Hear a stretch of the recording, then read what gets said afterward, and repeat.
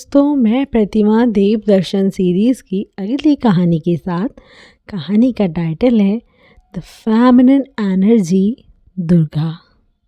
कहानी पसंद आती है तो please like and subscribe the channel and share with your friends. ब्रह्मांड में अभी अभी काली का आगमन हुआ ही था कि एक नया आतंक दिखाई देने लगा। एक जुड़वा आतंक। दो दैत्य भाई शुंभ और निशुंभ ब्रह्मांड के हर कोने पर दोनों का कब्जा था। एक और दैत्य की जोड़ी चंड और मुंड उनके सेनापति थे। वे दोनों रोज सुबह निकल जाते और शाम होने पर खून से लिपटी तलवारें वापस लाते। वे दोनों अपने आतंक के किस्से शुंभ निशुंभ को सुनाते, जिससे शुंभ और निशुंभ दोनों खूब ठहाके लगाकर हंसते। लेकिन आज ऐसा नहीं। आज भी दोनों कुछ और ही बातें कर रहे थे। चंड मुंड बोले, महाराज, आज हमने दुर्गा नाम की एक अद्भुत सुंदर स्त्री को देखा है। इस पूरे ब्रह्मांड में ऐसी दूसरी सुंदर कोई नहीं। इस पर शुंभ बोला, वही जिसने महिषासुर का वध किया था। क्या वो इतनी सुंदर है? जी महाराज, इससे भी कहीं ज़्यादा। आपके पास तो ब्रह्मांड की सारी सुंदर और बहुमूल्य चीज़ें हैं, तो आप दोनों इसे भी अपना बना लीजिए। हमने सुना है उसके पास सभी देवताओं की शक्तियां हैं। ऐसे में यदि वह स्त्री आपके पास होगी तो देवता आपसे और भी अधिक डर कर रहेंगे। शुंभ और निशुंभ ने तुरंत ही अपना दूत देवी दुर्गा के पास भेजा। दूत बोला, हे दिव्य देवी, क्या आप महाराज शुंभ या निशुंभ का प्रस्ताव स्वीकार करती हैं? देवी अपनी बाहें ऊपर कर मुस्कुराई और बोली, मैं प्रस्ताव से खुश हूँ, पर इस बारे में मैंने एक प्रतिज्ञा की है। प्रतिज्ञा? हाँ, मेरी प्रतिज्ञा है, जो मुझे युद्ध में हरा देगा मैं उसी से पाणी ग्रहण करूँगी। युद्ध? क्या तुम युद्ध की मांग कर रही हो? जरा सावधान होकर बोलो देवी। वे तुम्हें सिर्फ इसलिए नहीं छोड़ेंगे क्योंकि तुम एक स्त्री हो। अच्छा, तो फिर ठीक ही है ना। वे दोनों मुझे युद्ध में हरा दें तो मैं वहीं युद्ध भूमि में ही उनके गले में माला डाल दूंगी। शुंभ निशुंभ के देवदूत ने सारी बातें जाकर उन्हें बताईं। शुंभ निशुंभ ने एक दूसरे की तरफ देखा और बोले, बहुत उत्साही महिला है, हमें क्या करना चाहिए? शुंभ बोला, चलो पहले धूम्रलोचन को भेजते हैं, देखते हैं उससे कैसे निपटती है ये। अगले ही पल धूम्रलोचन हजारों सैनिकों के साथ देवी दुर्गा से युद्ध करने पहुंचा। उसने देखा कि देवी ने तेज गर्जना की, इतनी तेज, बहुत तेज। उसकी देवी की गर्जना से धूम्रलोचन पल भर में ही राख में बदल गया। बाकी की सेना देवी के सिर ने छट कर दी। धूम्रलोचन की राख देख शुंभ और निशुंभ बहुत क्रोधित हुए और बोले, हमारी समझ से ज़्यादा गर्मी है इस स्त्री में।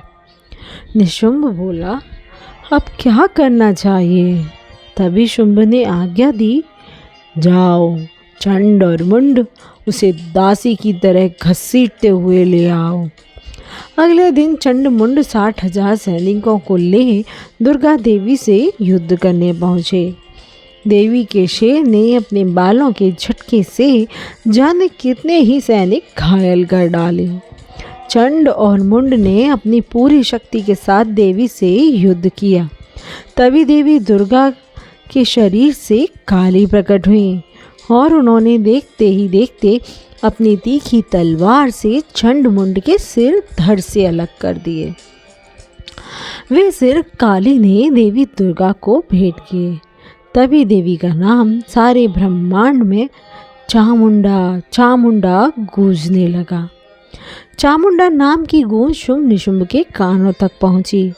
तब शुंभ ने निशुंभ से कहा, ठीक है, वो यदि हमसे युद्ध करना चाहती है तो हम ही उसके साथ युद्ध करेंगे। वहाँ दुर्गा देवी ने महादेव जी से कहा, आप शुंभ निशुंभ के पास जाइए और कहिए, दैत्यों, यदि तुम जीवित रहना चाहते हो तो पाताल लौट जाओ। चूंकि उस देवी ने भगवान शिव को दूत का कार्य दिया, इसलिए उसका एक नाम शिवदूती भी पड़ा। शुंभ निशुंभ ने राक्षस रक्तबीज को देवी से युद्ध के लिए भेजा। जैसे ही देवी ने रक्तबीज पर तलवार से प्रहार किया, वैसे ही रक्त की बूंद पृथ्वी पर गिरी और उसी के समान दूसरा दैत्य पैदा हो गया। रक्तबीज के रक्त से उसी के समान शक्तिशाली हजारों रक्तबीज उत्पन्न हो गए। तब चंडिका ने चामुंडा से कहा, तुम अपना मुंह और बड़ा करो और विशाल। अब जैसे ही देवी रक्तबीज पर तलवार से प्रहार करती, वैसे ही चामुंडा उसे अपने विशाल मुख से खा जाती। ऐसे धीरे धीरे चामुंडा ने उस दैत्य का सारा रक्त पी लिया और अंत में वो मारा गया। रक्तबीज के मारे जाने पर शुंभ को बड़ा क्रोध हुआ। अब निशुंभ और दुर्गा देवी के बीच बड़ा भयंकर युद्ध हुआ। निशुंभ ने अपनी तलवार से देवी के शेर पर प्रहार किया। तब देवी ने क्रोध में भरकर उसकी तलवार के टुकड़े टुकड़े कर दिए। निशुंभ को फरसा हाथ में लाते देख देवी ने बाणों के समूह से उसे घायल कर धरती पर सुला दिया। निशुंभ को मारा गया देख शुंभ बहुत क्रोधित हुआ। वह अपनी बड़ी सी तलवार लेकर युद्ध के लिए आया।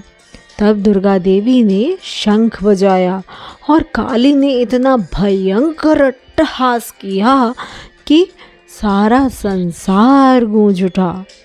इन शब्दों को सुनकर सारे असुर घबरा उठे। तब देवी ने लक्ष्य कर शुंभ से कहा, खड़ा रहे और दोनों के बीच अत्यंत भयंकर युद्ध छिड़ गया। तलवारें, फरसा, त्रिशूल, बाणों से सभी तरह के अस्त्र शस्त्र का प्रयोग हुआ। शुंभ के चलाए बाणों को देवी ने और देवी के चलाए बाणों को शुंभ ने टुकड़े टुकड़े कर दिए। उधर काली अपने विशाल मुख से जाने कितने ही असुरों को खा गई। जिस देवता की जैसी शक्ति थी वैसा ही रूप लेकर युद्ध करने लगी। अपनी सारी सेना का संहार होता देख शुंभ बोला, ओ दुर्गा, तू बल के अभिमान में आकर झूठ मूठ घमंड ना दिखा। तू तो और स्त्रियों का सहारा लेकर लड़ती है। तब देवी बोली, ओ दुष्ट, मैं अकेली ही हूँ, ये सब मेरी ही शक्तियाँ हैं। देख, सब मुझ में ही प्रवेश कर रही हैं। देखते ही देखते समस्त देवियाँ दुर्गा देवी में समा गई। उस दैत्य ने देवी की छाती में मुक्का मारा। तब उन देवी ने भी उसकी छाती में मुक्का मारा। देवी का मुक्का खाकर वो दैत्य मूर्छित होकर गिर पड़ा। वह दुष्ट फिर से देवी पर प्रहार करने को दौड़ा, परंतु देवी ने त्रिशूल से उसकी छाती छेद डाली और वो मारा गया। उधर रक्तबीज का रक्त पी पी कर देवी काली को रक्त का चस्का लग गया। वो और अधिक से अधिक असुरों को मारकर उनका रक्त पी रही थी। युद्ध भूमि में रक्त पीती हुई विचर रही थी। रक्त की वजह से उनकी जीवा लाल हो गई थी। जीव लपलपाती हुई नरमुंडों की माला पहने सारे में घूम रही थी। तब महादेव उन्हें शांत करने के लिए काली के मार्ग में लेट गए। जैसे काली का पैर महादेव के ऊपर पड़ा, उनकी जीभ बाहर निकल आई और वो शांत हो गई। आज की कहानी यही थी। कहानी पसंद आई है तो please share with your friends and family. Bye bye.